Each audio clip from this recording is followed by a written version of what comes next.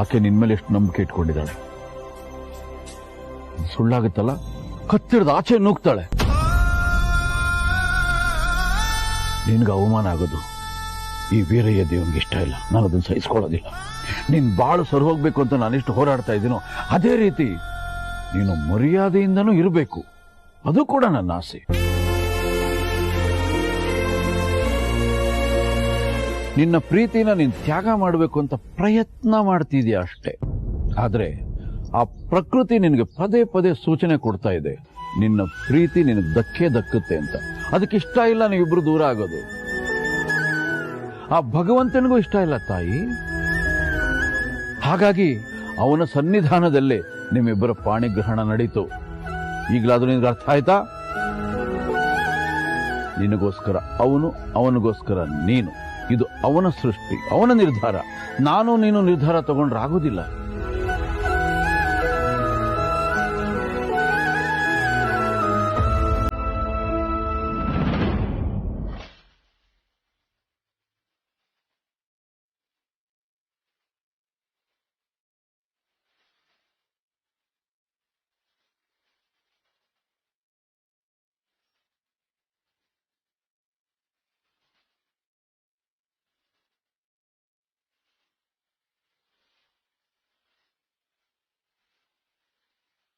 ಯಾವುದೋ ಶುಭ ಗಳಿಗೆಯಲ್ಲಿ ಈ ಮಾಂಗಲ್ಯ ನಿನ್ನ ಕೊರಳೇರಿದೆ. ನೀನಿದನ್ನು ಸ್ವೀಕರಿಸಿದ್ಯಾ, ಇದರ ಜೊತೆಯಲ್ಲಿ ಜೀವನ ನಡೆಸಿದ್ಯಾ. ಅದು ಸತ್ಯ. ಸತ್ಯ ತಾನೆ?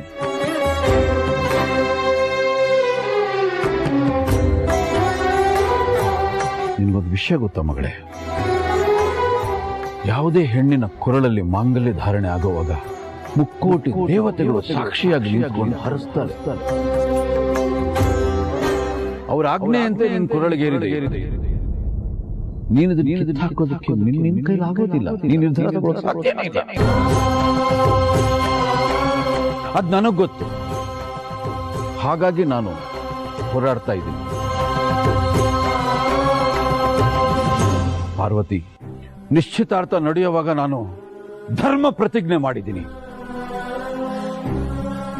100 ಜನ ಸಾಕ್ಷಿಯಾಗಿದ್ದಾರೆ. ಅದಕ್ಕೆ ಅಖಿಲಾಂಡೇಶ್ವರಿಗೆ ನಾನೇನು ಹೇಳಿದ್ದೀನಿ?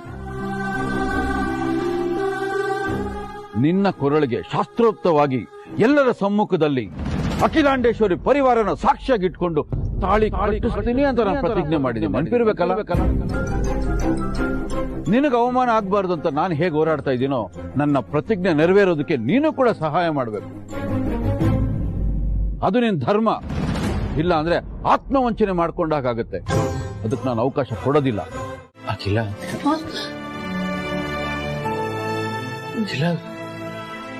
ಏನಾಯ್ತು? ರಘು, ನನಗೆ ನನ್ನ ಹೆಸರನ್ನ ಯಾರು ಕರೆದ್ರು ವೀರಣ್ಣನೇ ಕರೀತಿದ್ದಾರೆ ಅಂತ ಅನ್ಸಕ್ ಶುರು ಆಗ್ಬಿಟ್ಟಿದೆ. ಅವ್ರ ಧ್ವನಿ ನನ್ನ ಮೇಲೆ ಎಷ್ಟು ಪರಿಣಾಮ ಬೀರಿದೆ ಅನ್ನೋದನ್ನ ನೋಡಿ ರಘು. ಅಖಿಲ, ಯಾಕೆ ಸುಮ್ನೆ ಗಾಬರಿ ಆಗ್ತೀಯಾ? ಏನ್ ರಘು, ಗಾಬರಿ ಆಗ್ಬೇಡ ಅಂತ ಹೇಳ್ತಿದ್ದೀರಾ? ನಡಿಬೇಕಾಗಿರೋದು ನಮ್ಮ ಮಗ ಆದಿತ್ಯನ ಮದ್ವೆ. ಇದನ್ನ ತಡಿತೀನಿ ಅಂತ ಹೇಳ್ತಿರೋದು ವೀರಣ್ಣ. ಆದಿತ್ಯನ್ ಮದ್ವೆನ ಪಾರ್ವತಿ ಜೊತೆನಲ್ಲೇ ಮಾಡ್ತೀನಿ ಅಂತ ಚಾಲೆಂಜ್ ಮಾಡಿರೋದು ವೀರಣ್ಣನೇ. ನನ್ನ ಅಣ್ಣನ ಸ್ಥಾನದಲ್ಲಿರೋ ಅವರು ಸಾಧ್ಯವಾದ್ರೆ ತಂಗಿ ಕುಟುಂಬಕ್ಕೆ ಏನಾದ್ರೂ ಒಳ್ಳೇದು ಮಾಡ್ಬೇಕು. ಆಗ್ಲಿಲ್ಲ ಅಂದ್ರೆ ಕೆಟ್ಟದನ್ನಂತೂ ಮಾಡಬಾರ್ದು, ಸುಮ್ನೆ ಇದ್ದು ಬಿಡ್ಬೇಕು. ಪದೇ ಪದೇ ಯಾಕೆ ಹೀಗೆ ನನ್ನ ಕುಟುಂಬದ ನೆಮ್ಮದಿನ ಹಾಳು ಮಾಡ್ತಿದ್ದಾರೆ? ನಾನು ಏನ್ ಮಾಡ್ಲಿ ರಘು? ಆದಿತ್ಯನಿಗೂ ಪಾರ್ವತಿಗೂ ಮದುವೆ ಮಾಡಿಸಿಲ್ಲ. ಸರಿ ಹೋಗ್ಲಿ.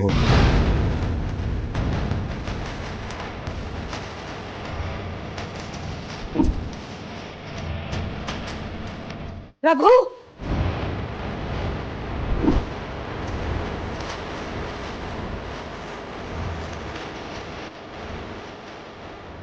ಅದು ಆದಿತ್ಯ ಪಾರ್ವತಿ ಒಬ್ರನ್ನೊಬ್ರು ಮೆಚ್ಕೊಂಡಿದ್ದಾರೆ ಅಂತ ವೀರೇನ್ಗೆ ಅನ್ಸಿ ಅವರಿಬ್ರು ಮದುವೆ ಮಾಡ್ಸಿದ್ರೆ ಚೆನ್ನಾಗಿರುತ್ತೆ ಅಂತ ಅನ್ಕೊಂಡು ಹೀಗೆಲ್ಲ ಮಾಡ್ತಿದ್ದಾನೆ.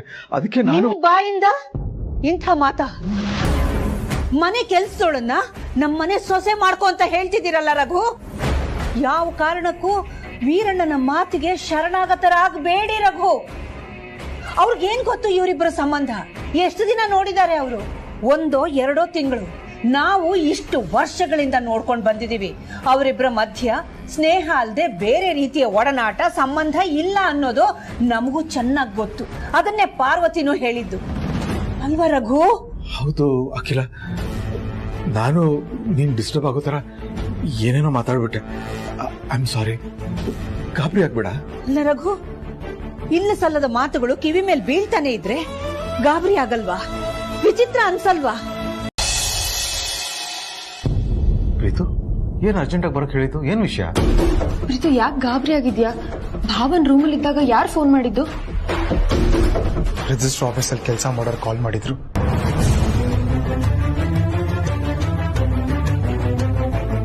ರಿಜಿಸ್ಟರ್ ಆಫೀಸಿಂದಾನ? ಏನ್ ವಿಷಯ?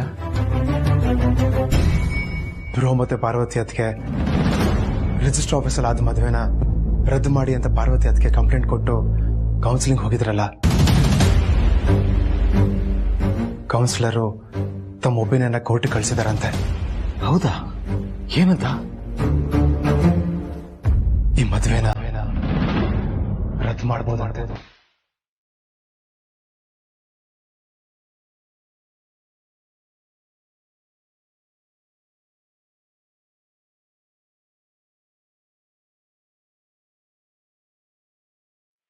ಅದು ಅಪ್ರೂವ್ ಕೂಡ ಆಗಿದೆ ಅಂತೆ. ಅಂದ್ರೆ ಅವರಿಬ್ರು ಮದ್ವೆ ರದ್ದಾಗತ್ತಾ?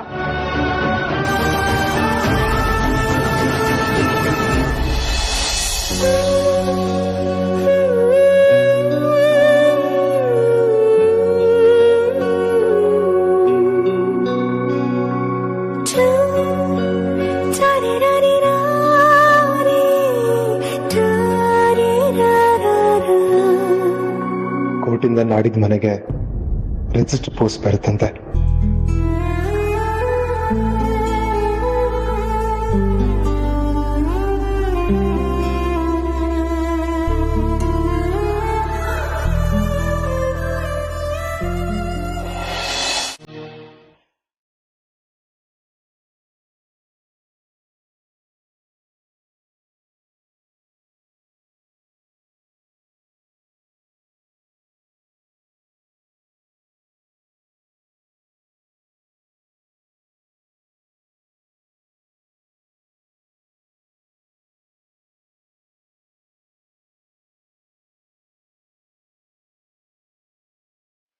ನನಗೆ ಯಾಕೆ ಹೀಗಾಗ್ತಾ ಇದೆ?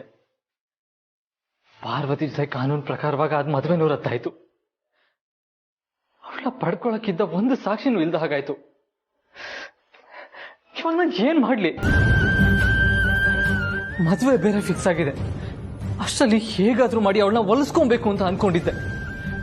ಕೊನೆ ಪಕ್ಷ ಈ ಕಾನೂನು ಪ್ರಕಾರ ಆಗಿರೋ ಮದುವೆನ ಮುಂದಿಟ್ಕೊಂಡು ಅವಳನ್ನ ಪಡ್ಕೊಳ್ಳೋ ಅವಕಾಶ ಇತ್ತು. ಆದ್ರೆ ಇವಾಗ ಎಲ್ಲ ಹಾಳಾಗೋಯ್ತು. ದೇವ್ರ, ಯಾಕೆ ನನ್ನ ಲೈಫಲ್ಲಿ ಇದರ ಆಟ ಆಡ್ತಾ ಇದ್ಯಾ? ಅಂತ ತಪ್ಪು ನಾನು ಏನ್ ಮಾಡಿದೀನಿ? ಪಾರ್ವತಿನ ಪ್ರೀತಿ ಮಾಡಿದ್ದೆ ತಪ್ಪ?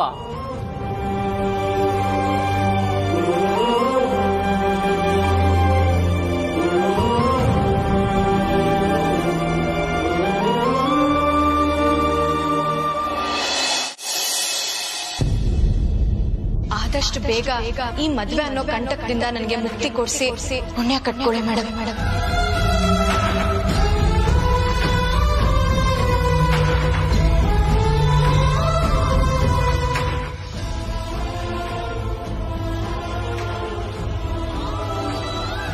ನಂತರ ಪರಿಸ್ಥಿತಿ ಯಾವ ಹೆಣ್ಣಿಗೂ ಕೊಡ್ಬೇಡ ದೇವ್ರೆ.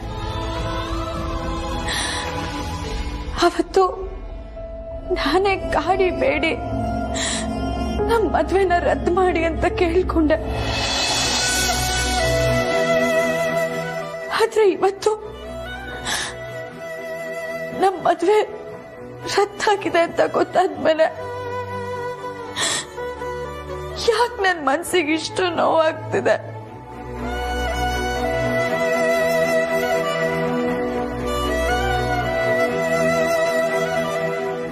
ಯಜಮಾನ್ರಿಂದ ನಾನು ದೂರ ಆಗಿರ್ಬೋದು, ಆದ್ರೆ ನನ್ನ ಮನ್ಸಲ್ಲಿ ಕೊನೆವರೆಗೂ ಅವ್ರಿಗೆ ಜಾಗ ಇದ್ದೇ ಇರುತ್ತೆ. ಅವ್ರನ್ನ ಬಿಟ್ರೆ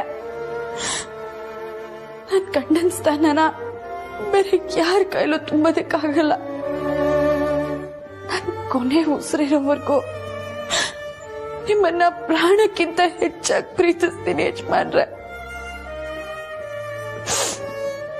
ಯಾವತ್ತಿದ್ರು ನೀವೇ ನನ್ ಗಂಡ.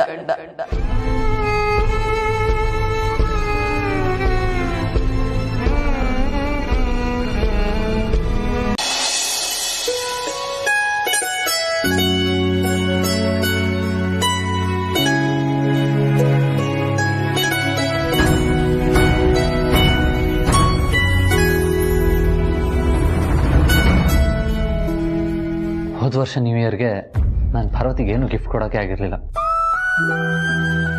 ಪಾಪ ಅವಳೇ ನನಗೆ ಗಿಫ್ಟ್ ಕೊಟ್ಟಿದ್ಲು. ಈ ವರ್ಷ ನಾನು ಅವಳಿಗೆ ಈ ಫೋನ್ನ ಗಿಫ್ಟ್ ಮಾಡ್ತೀನಿ. ಅದು ಅವಳು ಒಪ್ಪಿದ್ರೆ. Bro, hi bro. Hi Preethu. ಏನೋ ಮುಚ್ಚಿಟ್ಕೊಳ್ತಾ ಇದೆಯಾ? ಏನದು? ಹೇ, ಏನಿಲ್ಲ. ಅದು ಸರಿ, ನೀವಿಬ್ರೇನು ಇಲ್ಲಿ ಬಂದಿದ್ದು? ಅದಾ, ಇವತ್ತು ನ್ಯೂ ಇಯರ್ ಸೆಲೆಬ್ರೇಷನ್ ಅಲ್ವಾ? ಚಿಕ್ಕಮ್ಮನೆ ಮುಂದೆ ನಿಂತು ಎಲ್ಲ ವ್ಯವಸ್ಥೆಗಳನ್ನ ಮಾಡ್ತೀನಿ ಅಂತ ಒಪ್ಕೊಂಡಿದ್ದಾರೆ. ನಮ್ಗೆ ಯಾಕೋ ಡೌಟ್ ಹೊಡಿತಿದೆ. ಅದಕ್ಕೆ ನಾನು ಜನನೇ ಸೇರಿ ಮುಂದೆ ನಿಂತು ಎಲ್ಲ ವ್ಯವಸ್ಥೆಗಳನ್ನ ಮಾಡ್ಬೋದಾ ಅಂತ ಕೇಳೋಣ ಅಂತ ಬಂದೆ. ಬೇಡ ಪ್ರೀತು, ಎಲ್ಲ ಕೆಲಸ ನಾನೇ ಮಾಡ್ತೀನಿ ಅಂತ ಅವ್ರು ಸಂಭ್ರಮದಿಂದ ಓಡಾಡ್ತಾ ಇದ್ದಾರೆ. ಇವಾಗ ನೀವಿಬ್ರು ಮಧ್ಯೆ ಹೋದ್ರೆ ಪಾಪ ಬೇಜಾರು ಮಾಡ್ಕೊಳ್ತಾರೆ. ಅವರೇ ಮಾಡ್ಲಿ ಬಿಡು. ಅದು ಸರಿನೇ ಬಿಡು. ಆದ್ರೂ ಹಿಂದೆನೋ ಬಚ್ಚಿಟ್ಕೊಂಡಲ್ಲ, ಏನು ಅಂತ ಗೊತ್ತಾಗ್ಲಿಲ್ಲ. ಏನೂ ಇಲ್ಲ ಅಂತ ಹೇಳಿದ್ನಲ್ಲ ಪ್ರೀತು. ನಿಜವಾಗ್ಲು? ನಿಜ ಪ್ರೀತು. ತಮ್ಮನ ಆದ್ನೆ ಹತ್ರನೇ ಸುಳ್ಳು ಹೇಳ್ತಾ ಇದೆಯಾ? ನನ್ನ ಹತ್ರ ಏನು ಬಚ್ಚಿಟ್ಕೊಳಕ್ಕಾಗಲ್ಲ ಅಂತ ಗೊತ್ತು. ಅದೇನೋ ತೋರ್ಸು.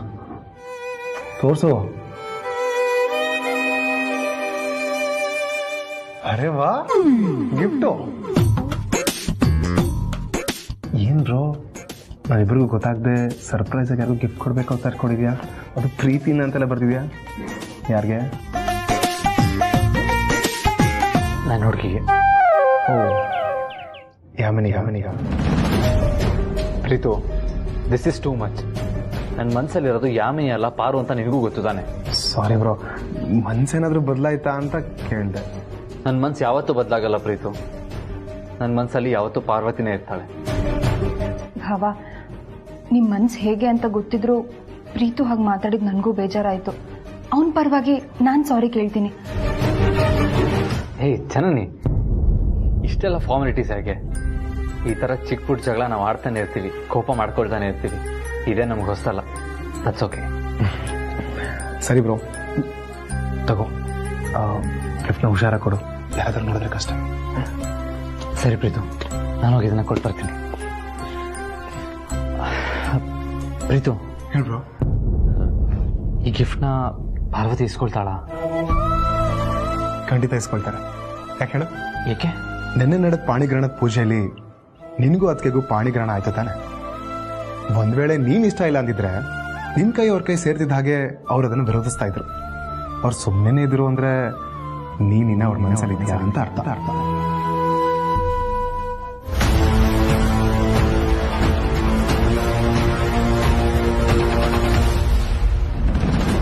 ನಿಜ ಪ್ರೀತು, ನೀನು ಇದನ್ನು ಹೇಳಿದ್ಮೇಲೆ ನನಗೆ ನಂಬಿಕೆ ಬರ್ತಾ ಇದೆ. ಸರಿ, ನಾನು ಇದನ್ನು ಹೋಗಿ ಕೊಟ್ಟು ಬರ್ತೀನಿ. All the best bro. All the best ಭಾವ. Thank you.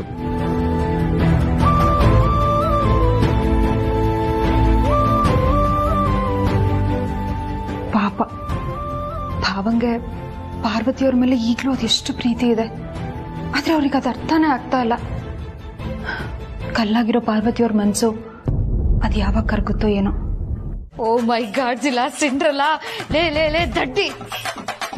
ಎಲ್ಲಿಗಾದ್ರೂ ಶುಭ ಕಾರ್ಯಕ್ಕೆ ಹೋಗುವಾಗ ಎಲ್ಲಿಗೆ ಅಂತ ಕೇಳಿ ಯಾರಾದ್ರೂ ಅಪಶಕನ ನುಡಿತಾರೇನೆ? ದಡ್ಡಿ ದಡ್ಡಿ ದಡ್ಡಿ.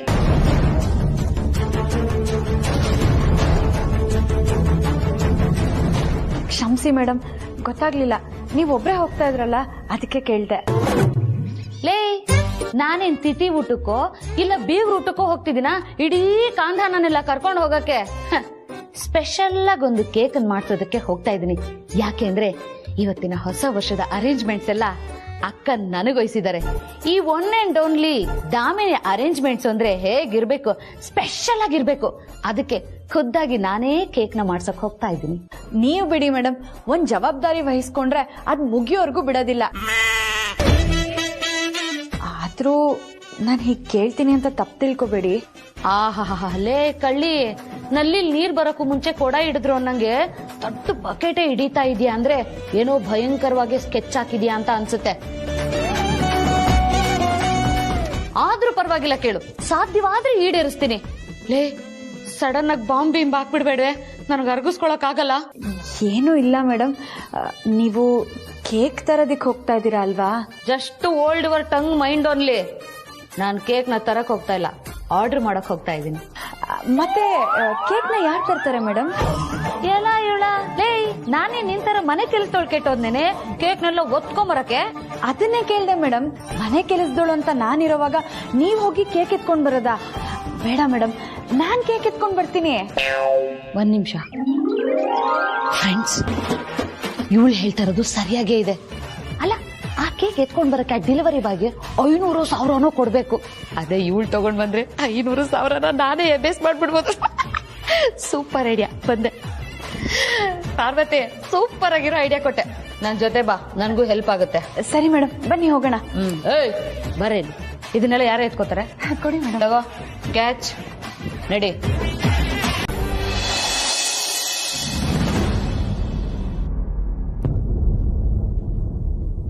ನಮ್ ಭಾವನ್ ಪ್ರೀತಿಗೋಸ್ಕರ ನೀವ್ ಎಷ್ಟೊಂದು ಕಷ್ಟ ಪಡ್ತಿದ್ದೀರಾ. ಈ ನಿಮ್ ಉಪಕಾರನ ನಾವ್ ಯಾವತ್ತೂ ಮರೆಯೋದಕ್ಕಾಗಲ್ಲ. ಅದು ಸಹಾಯ ಅಲ್ಲ, ಕರ್ತವ್ಯ. ಆದಿತ್ಯ ಸರ್ ಒಳ್ಳೆತನಕ್ಕೆ ನಾನು ನ್ಯಾಯ ಸಿಗೋ ಪ್ರಯತ್ನ ಮಾಡ್ತಾ ಇದ್ದೀನಿ ಅಷ್ಟೇ. ನಿಜ, ಸಂಬಂಧದಲ್ಲಿ ಆದಿಭಾವ ನನ್ಗೆ ನನ್ ಗಂಡನ ಅಣ್ಣ ಆಗ್ಬೇಕು. ಆದ್ರೆ ಬಾಂಧವ್ಯದಲ್ಲಿ ನಾನು ಒಡ ಹುಟ್ಟಿದ ಅಣ್ಣನ್ಗಿಂತ ಹೆಚ್ಚು.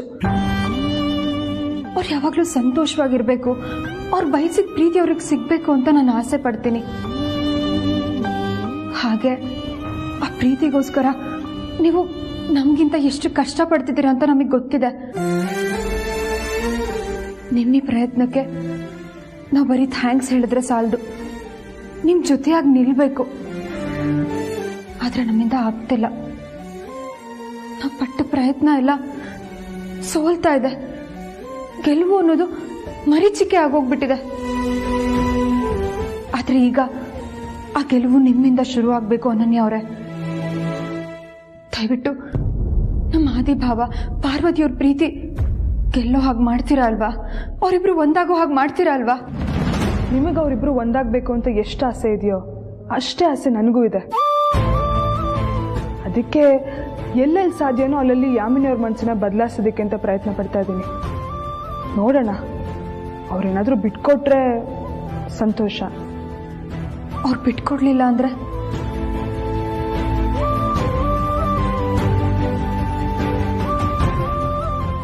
ಯಾಮಿನಿ ಮಾಮ್ಗೆ ಎಷ್ಟು ಕ್ಲೋಸ್ ಅಂತ ನಿಮಗೂ ಗೊತ್ತು. ಒಂದ್ ವೇಳೆ ನೀವು ಹೇಳಿದ ಮಾತನ್ನ ಯಾಮಿನಿ ಮಾಮ್ಗೆ ಹೇಳಿದ್ರೆ ಹೇಳಿ ಬಿಡಿ. ಈ ವಿಷಯ ಗೊತ್ತಾದ್ಮೇಲೆ ಅಖಿಲ ಮ್ಯಾಮ್ ಏನ್ ಮಾಡ್ತಾರೆ? ನನ್ನನ್ನ ಮನೆಯಿಂದ ಹೊರಗಡೆ ಹಾಕ್ತಾರೆ. ಹಾಕ್ಲಿ ಬಿಡಿ. ಆದಿತ್ಯ ಸರ್ ಪಾರ್ವತಿಯವ್ರು ಒಂದಾಗಕ್ಕೆ ನಾನು ಯಾವ ತ್ಯಾಗ ಮಾಡೋಕ್ಕೂ ರೆಡಿ ಇದ್ದೀನಿ. ನೀವು ನಿಜವಾಗ್ಲೂ ಗ್ರೇಟ್ ಅನನ್ಯ. ಇದರಿಂದ ನಿಮ್ಮ ಮಾಮ್ ರಿಲೇಶನ್ಶಿಪ್ ಹಾಳಾಗತ್ತೆ ಅಂತ ಗೊತ್ತಿದ್ರು ಬ್ರೋ ಪ್ರೀತಿ ಗೆಲ್ಲಿ ಅಂತ ಆಸೆ ಪಡ್ತಿದ್ದೀರಲ್ಲ, ಯು ರಿಯಲಿ ಗ್ರೇಟ್. ನಿಮ್ಮ ಥರ ಮನಸ್ಸು ಯಾಮನಿಗೆ ಯಾಕಿರಬಾರ್ದು ಅಂತ ಅನಿಸ್ತಾ ಇದೆ. ಡೋಂಟ್ ವರಿ, ಕೊನೆ ಕ್ಷಣವರೆಗೂ ಪ್ರಯತ್ನ ಮಾಡೋಣ. ಇವಾಗ ಆಗಿರೋದು ನಿಶ್ಚಿತಾರ್ಥ ಅಷ್ಟೇ, ತಾಳಿ ಏನು ಕಟ್ಟಿಲ್ವಲ್ಲ. ವಿಲ್ ಸಿ, ನಮಗಿನ್ನೂ ಟೈಮ್ ಇದೆ.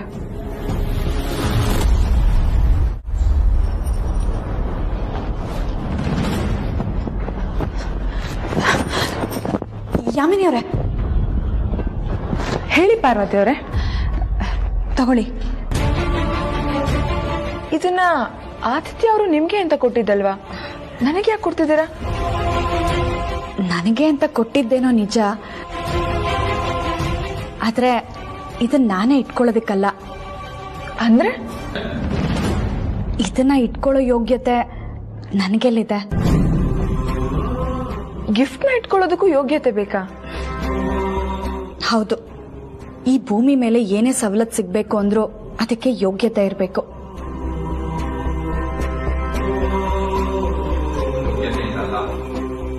ಈಗ ನಾನು ಇದನ್ನ ಪಡ್ಕೊಂಡ್ರೆ ಬಲವಂತದಿಂದ ಪಡ್ಕೊಂಡ ಹಾಗಾಗತ್ತೆ, ಯೋಗ್ಯತೆಯಿಂದ ಅಲ್ಲ.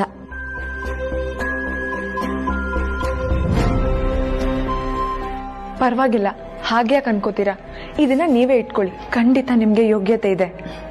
ಇಲ್ಲ ಯಾಮಿನಿಯವರೇ, ಇದು ನನಗ್ ಸೇರ್ಬೇಕಾದದ್ದಲ್ಲ, ನಿಮಗ್ ಸೇರ್ಬೇಕಾದದ್ದು. ಯಜಮಾನ್ರು ಇದನ್ನ ಯಾಮಿನಿಗ್ ಕೊಡು ಅಂತ ನನ್ನ ಕೈ ಕೊಟ್ಟಿದ್ರು.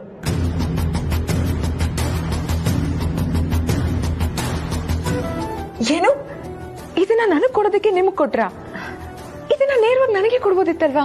ಅವ್ರಿಗೆ ಸಂಕೋಚ, ಯಾರಾದ್ರೂ ನೋಡಿ ಏನ್ ಅನ್ಕೊಳ್ತಾರೋ ಅನ್ನೋ ಅಂಜಿಕೆ. ಅದು ಅಲ್ಲದೆ ಮೊದಲನೇ ಸಲ ಅವ್ರು ನಿಮ್ಗೆ ಉಡುಗೊರೆ ಕೊಡ್ತಾ ಇರೋದಲ್ವಾ, ಅದಕ್ಕೆ. ಇದನ್ನ ಚಿಕ್ಕ ಯಜಮಾನ್ರು ಜನನಿಯವ್ರು ಕಣ್ ತಪ್ಸಿ ನಿಮಗೆ ಕೊಡೋದಕ್ಕೆ ಹೇಳಿದ್ರು. ತಗೊಳ್ಳಿ, ಇದು ಯಾವತ್ತಿದ್ರು ನಿಮ್ ಸ್ವತ್ತು. ಥ್ಯಾಂಕ್ಸ್ ಪಾರ್ವತಿ ಅವರೇ. ಸರಿ, ನಾನಿನ್ ಹೊರಡ್ತೀನಿ.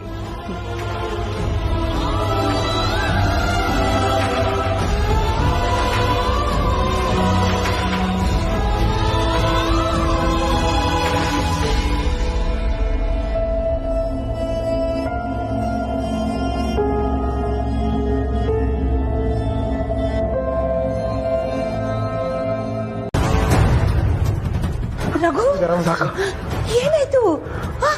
ಏನಾಯ್ತು ರಘು? ಯಾಕೆ ಇಷ್ಟೊಂದು ಬೆವರ್ತಾ ಇದ್ದೀರಾ? ಏನಿಲ್ಲ ಅಖಿಲ, ಸ್ವಲ್ಪ ಸುಸ್ತಾಗ್ತಾ ಇದೆ. ಸುಸ್ತಾಗ್ತಾ ಇದೆಯಾ? ಮತ್ತೆ ಹಾಸ್ಪಿಟ್ಲಿಗೆ ಹೋಗೋಣ. ಹನುಮಂತು ಹೇಳಪ್ಪ, ಕಾರ್ತಿಗೆ ಅಂತ. ಅಯ್ಯೋ ಬೇಡ ಬೇಡ, ಹಾಸ್ಪಿಟ್ಲ್ ಹೋಗೋಂಥದ್ದು ಏನೂ ಆಗಿಲ್ಲ. ಮನೇಲಿ ಇದ್ದು ಸ್ವಲ್ಪ ರೆಸ್ಟ್ ತಗೊಂಡ್ರೆ ಆರಾಮಾಗುತ್ತೆ. ಅಖಿಲ, ನಿನ್ನೊಬ್ಬಳನ್ನೇ ದೇವಸ್ಥಾನ ಕಳ್ಸಕ್ಕೆ ನನಗೆ ಯಾಕೋ ಮನಸ್ಸಾಗ್ತಾ ಇಲ್ಲ. ಆದ್ರೆ ನಿನ್ ಜೊತೆ ಬರೋದಕ್ಕೂ ನನ್ ಚೈತನ್ಯ ಇಲ್ಲ.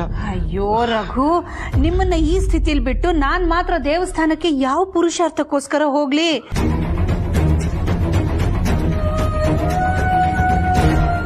ಇನ್ನೊಂದ್ ದಿವಸ ನೀವು ಹುಷಾರಾದ್ಮೇಲೆ ಹೋಗೋಣ. ಅಮ್ಮ, ನೀವ್ ಗಾಬರಿ ಪಡೋ ಅಂತದ್ ಅಪ್ಪಂಗೇನೂ ಆಗಿಲ್ಲ.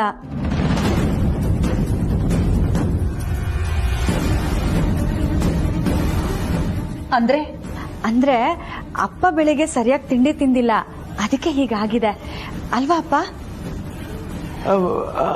ಇರ್ಬೋದು. ನೀವ್ ಆರಾಮಾಗಿರಿಯಪ್ಪ, ನಾನು ನಿಂಬೆಹಣ್ಣಿನ ಶರ್ಬತ್ ಮಾಡ್ಕೊಂಡ್ ಬರ್ತೀನಿ. ಅದನ್ನ ಕುಡಿದ್ಮೇಲೆ ನಿಮ್ ಆಯಾಸ ಎಲ್ಲ ಕಮ್ಮಿ ಆಗುತ್ತೆ. ನೀವ್ ಆಮೇಲೆ ಅಮ್ಮನ ಜೊತೆ ದೇವಸ್ಥಾನಕ್ಕೆ ಹೋಗ್ಬೋದು, ಎಲ್ಲ ಒಳ್ಳೇದಾಗತ್ತೆ. ಅಲ್ಲ ಪಾರ್ವತಿ ಅವರೇ, ಮಾವನ್ ಪರಿಸ್ಥಿತಿ ನೋಡಿದ್ರು ದೇವಸ್ಥಾನಕ್ಕೆ ಹೋಗ್ ಬನ್ನಿ ಅಂತ ಹೇಳ್ತಾ ಇದೀರಲ್ಲ. ಅಲ್ಲ, ದೇವಸ್ಥಾನಕ್ಕೆ ಹೋಗೋದು ಅಷ್ಟೊಂದು ಇಂಪಾರ್ಟೆಂಟಾ? ಹೌದು ಹೌದು.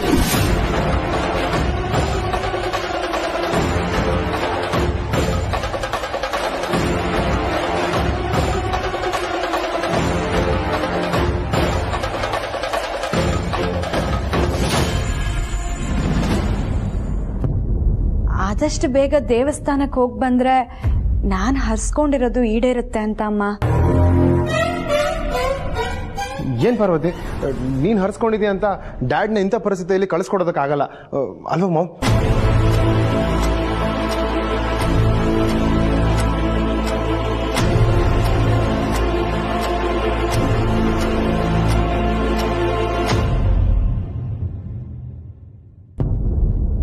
ಪರವಾಗಿಲ್ಲ ಅಮ್ಮ, ಅಪ್ಪ ಬರ್ಲಿಲ್ಲ ಅಂದ್ರೂ ನೀವೊಬ್ರೇ ದೇವಸ್ಥಾನಕ್ಕೆ ಹೋಗಿ ಬರ್ಬೋದು.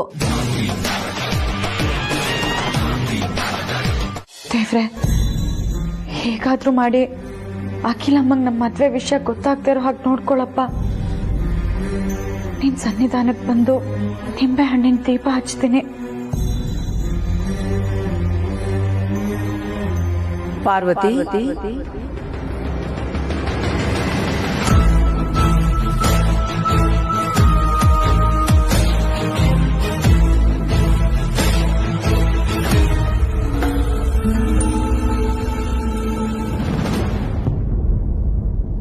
ಪಾರ್ವತಿ, ಏನಮ್ಮ ಇದು? ನಿಂಬೆ ಹಣ್ಣು ಶರ್ಬತ್ ಮಾಡ್ತೀನಿ ಅಂತ ಬಂದೋಳು ಇಲ್ಲೇ ದೇವ್ರ ಮುಂದೆ ನಿಂತು ಬಿಟ್ಟಿದೀಯಾ? ರಘುಗೆ ಬೇಗ ಹುಷಾರಾಗ್ಲಿ ಅಂತ ಬೇಡ್ಕೋತಿದ್ಯಾ? ನನಗ್ ಧೈರ್ಯ ಹೇಳ್ದೋಳು ನೀನು. ನೀನೇ ಹೀಗೆ ಧೈರ್ಯಗೆಟ್ಟು ನಿಂತ್ರೆ ಹೇಗೆ? ಏನೂ ಆಗಲ್ಲ, ಎಲ್ಲ ಸರಿ ಹೋಗುತ್ತೆ. ಹೋಗು, ಶರ್ಬತ್ ಮಾಡಿ ತಗೊಂಡ್ ಬಾ. ಸರಿ ಅಮ್ಮ.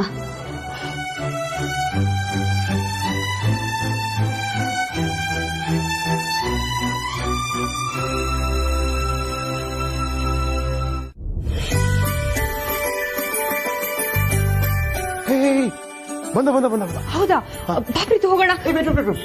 ಬೇಡ, ನಾವ್ ಈಗಲೇ ಹೋದ್ರೆ ನಾವೇ ಸೈನ್ ಮಾಡಿ ತಗೋಬೇಕಾಗತ್ತೆ. ಅದೇ ಹೋಗ್ಲಿಲ್ಲ ಅಂದ್ರೆ ಮಾಮೇ ಸೈನ್ ಮಾಡಿ ತಗೋಬೇಕಾಗತ್ತೆ. ಒಂದ್ 5 ನಿಮಿಷ ಇಲ್ಲೇ ವೇಟ್ ಮಾಡೋಣ. ಪ್ರೀತು, ಆ ಪೋಸ್ಟು ಅತ್ತೆ ಕೈಗೆ ಸಿಗುತ್ತೆ ಅಂತ ಏನ್ ಗ್ಯಾರಂಟಿ? ಬೇರೆ ಇನ್ಯಾರಿದ್ದಾರೆ ಸೈನ್ ಮಾಡಿ ತಗೊಳೋದಕ್ಕೆ? ಹಾ, ಕರೆಕ್ಟು. ಚಿಕ್ಕತ್ತೆ ಮಾವನ್ ಜೊತೆ ಹೊರಗಡೆ ಹೋಗಿದ್ದಾರೆ, ಭಾವ ರೂಮಲ್ಲಿ ಇದ್ದಾರೆ. ಮಾವ ಅಂತೂ ಪೋಸ್ಟ್ ಬಂದ್ರು ತಗೊಳ್ಳೋದಕ್ಕೆ ಹೋಗಲ್ಲ. ಇನ್ನು ಉಳ್ದಿರೋದು ಅತ್ತೆ ಮಾತ್ರ, ಅವರೇ ಇಸ್ಕೋತಾರೆ. ಕರೆಕ್ಟ್, ವೇಟ್ ಮಾಡೋಣ. ಸರಿ, ವೇಟ್ ಮಾಡೋಣ.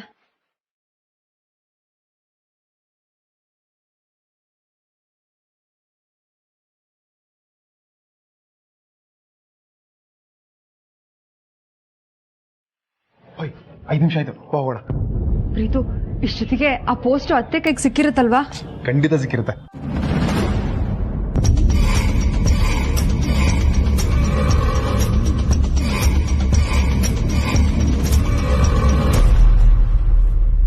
ಪ್ರೀತು, ಜನನಿ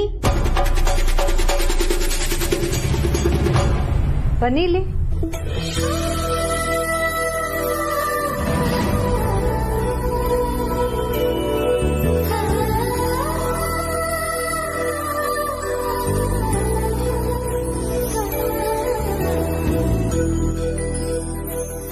ಎಲ್ಲಿಗೆ ಹೋಗ್ತಾ ಇದ್ದೀರಾ? ಎಲ್ಲೂ ಇಲ್ಲ ಮಾಮ್. ನಿಮ್ಮ ಅಣ್ಣ ಅತ್ತಿಗೆ ಎಂಗೇಜ್ಮೆಂಟ್ ವಿಡಿಯೋಸ್ ನೋಡೋರಂತೆ, ಬನ್ನಿ.